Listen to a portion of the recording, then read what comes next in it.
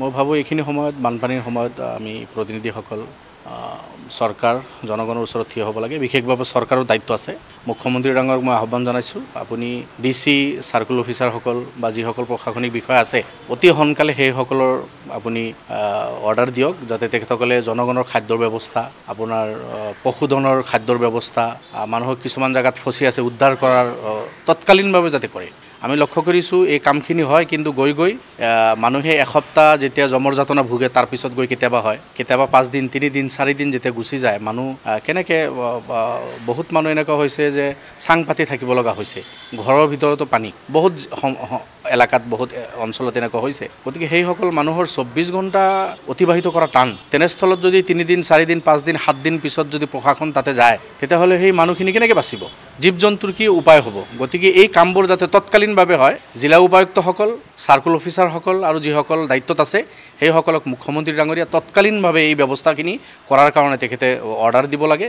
গোটেই অসমত বানপানী হৈছে, আপোনালোকে দেখিছে, চব জিলাতে বানপানী হৈছে আৰু এই ব্যৱস্থাপনাখিনি চৰকাৰে অতি সোনকালে কৰক, তাৰে মই দাবী জনাইছোঁ। মোৰ বৰপেটা জিলা, গোৱালপাৰা, ধুবুৰীকে আদি কৰি একেবাৰে মাজুলী, লখিমপুৰ, আপোনালোকে দেখিছে, ধেমাজি, গোলাঘাট, যোৰহাট, কৰিমগঞ্জ, হাইলাকান্দি, কাছাৰ, গোটেই অসম একেবাৰে বানপানী হৈছে। অইনবাৰ আপোনাৰ কিছু জিলাত হয়, কিছু জিলা ভাল থাকে। এইবাৰ কিন্তু অসমৰ একেবাৰে ইমূৰৰ পৰা সিমূৰলৈকে চব জিলাত এই অৱস্থা হৈছে। গতিকে প্ৰশাসনৰ যিসকল ব্যক্তি আছে সেইসকলে ট্ৰিপুল তৎপৰ হ'ব লাগিব। আগৰ দৰে যদি তেখেতসকলৰ গা নলৰে লাহে লাহে কৰে, মানুহ কিন্তু বিপদত পৰিব, বহু মানুহ মৰিব, পশুধন মৰিব, আৰু সেই অৱস্থালৈকে যাতে গৈ নাপায় মুখ্যমন্ত্ৰী ডাঙৰীয়াক মই আহ্বান জনাইছোঁ। আপুনি ঘূৰি আছে, ঠিকে আছে, কিন্তু অকল আপুনি ঘূৰিলে, 2-এজনে ঘূৰিলে নহ'ব। আপোনাৰ যিসকল প্ৰশাসনিক বিষয়া আছে সেইসকলক এলাৰ্ট কৰক, সেইসকল যাতে পানীত নামি মানুহক উদ্ধাৰ কৰাৰ কাম কৰে।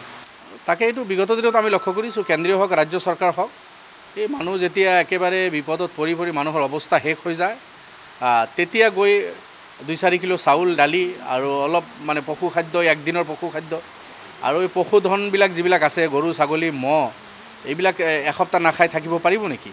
সেইবিলাকৰ কি ব্যৱস্থা হৈছে? এনেকুৱা ধৰণৰ ব্যৱস্থা আমাৰ নাই, না কেন্দ্ৰৰ আছে না ৰাজ্যৰ আছে। বিগত দিনত আমি দেখিছোঁ।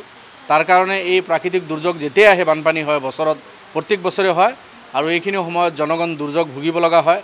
কিন্তু চৰকাৰে তাৰ পিছতো তেখেতসকলৰ কোনো নতুন পৰিকল্পনা নকৰে যে এইবাৰ যি ভুল হৈ গ'ল অহা বছৰ যাতে এই ভুল নহয়, তেনেকুৱা ধৰণৰ পৰিকল্পনা বিগত দিনত আমি লোৱা দেখা নাই। এইবাৰো তেনেকুৱাই হ'ব, জনগণ ভুগিব লাগিব, জনগণ বিপদত থাকিব, আৰু প্ৰশাসন গৈ এসপ্তাহ পিছত ওচৰ চাপিব, আৰু তেতিয়ালৈকে পানী কমিব, শেষ হ'ব।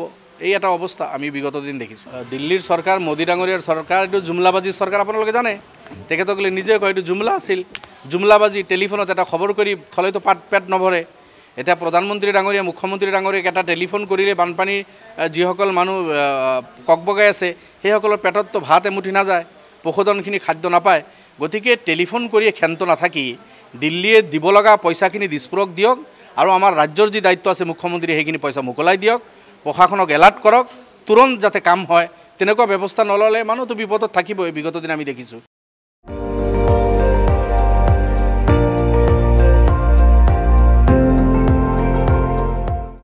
আপুনি চাই আছে ND24, সৰ্বশ্ৰেষ্ঠ নহয়, সৰ্বোত্তমৰ দৌৰ।